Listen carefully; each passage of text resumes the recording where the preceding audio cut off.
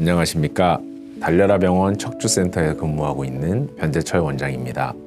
오늘의 주제는 허리 수술을 받고 싶지 않은 환자분들을 위한 비수술적인 치료에 대해서 설명을 드릴까 합니다.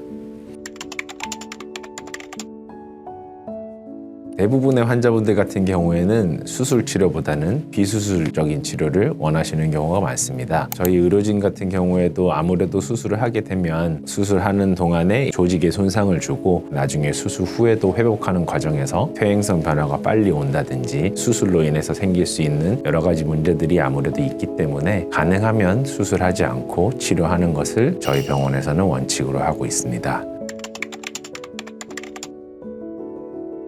병원에 오시는 많은 환자분들이 수술하지 않고 이제 다른 방법으로 치료를 잘 해주더라는 이야기를 듣고 저희 병원에 찾아오시는 경우가 많은데요. 저희 병원에서 하고 있는 여러 가지 비수술적인 치료들에 대해서 설명을 좀 드려볼까 합니다. 저희 병원에서 가장 많이 하고 있는 치료는 주사 치료라고 보실 수 있습니다. 물론 환자분들이 100명 오시면 저희가 100명을 다 수술하는 건 아니고 90명 정도까지의 환자분은 주사 치료나 약물 치료로 다 해결되는 경우들이 많고요. 거기서 이제 한 10% 정도 나머지 분들이 시술이나 수술을 받게 되고 그 중에서도 시술을 받으시는 분들이 10명 중에 한 9명 정도 된다고 생각하시면 수술하시는 경우는 이제 100명 중에 1명 정도 꼴로 수술을 받게 되시는 거라 생각하시면 되겠습니다. 거의 90% 이상의 환자분들은 디스크나 협착증으로 오시는 분들이 많은데 저희가 시행하는 주사 치료로 허리 통증에서 완쾌되어서 지내는 분들이 가장 많게 됩니다. 그래서 저희가 시행하는 주사치료 같은 경우에는 화면을 보면서 정확한 위치에 주사바늘을 찔러서 신경 주변에 있는 염증을 완화시켜주는 주사치료를 기본적으로 시행을 하고 있습니다. 물론 디스크가 아주 심하지 않거나 협착증이 아주 심하지 않은 경우에는 주사치료와 같은 방법으로 통증에서 많이 회복하실 수가 있습니다.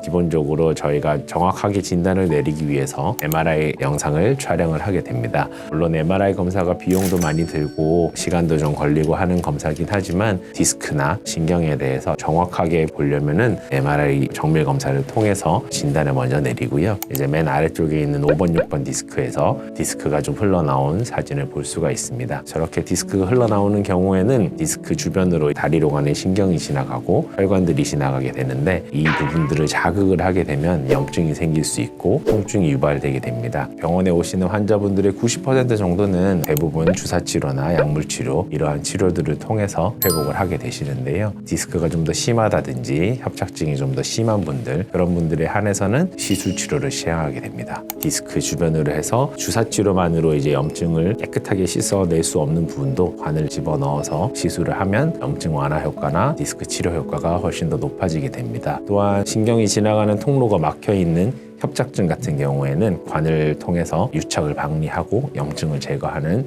시술을 하게 되면 주사치료나 다른 치료들보다 훨씬 더 오래 효과가 유지되고 훨씬 더 좋은 효과를 내기 때문에 주사치료에서 이제 효과가 없는 분들 같은 경우에는 시술치료를 하셨을 때 만족스러운 경우가 많이 볼 수가 있습니다. 다른 병원에서 하는 시술치료와 다르게 1박 2일 과정으로 진행을 하게 됩니다. 보통 같은 경우에는 시술을 한번 하고 바로 마무리하는 경우들이 있는데 저희는 관을 꼬리뼈를 통해서 삽입을 하고 다음 날까지 관을 넣어서 유지를 한 다음에 한 번 더 다음 날에 약을 더 투여하게 돼서 유착이나 주변에 있는 염증을 훨씬 더 깨끗하게 확실하게 잡아줄 수 있는 시술치료를 달려라 병원에서는 시행을 하고 있습니다. 대부분의 환자분 같은 경우에는 주사치료나 시술치료를 회복이 되지만 아주 일부의 환자분들 같은 경우에는 수술을 하게 되는데요. 똑같은 치료를 하는 경우에도 환자분마다 척추의 모양이나 뼈의 생김새나 디스크의 모양, 디스크의 위치 이런 것들이 여러 가지가 다 다르기 때문에 치료 효과가 조금씩은 다르게 나올 수가 있습니다. 예를 들어서 제가 설명을 드리면 어떤 환자분 같은 경우는 이제 신경이 지나가는 통로 자체가 아주 넓으신 분이 있고요.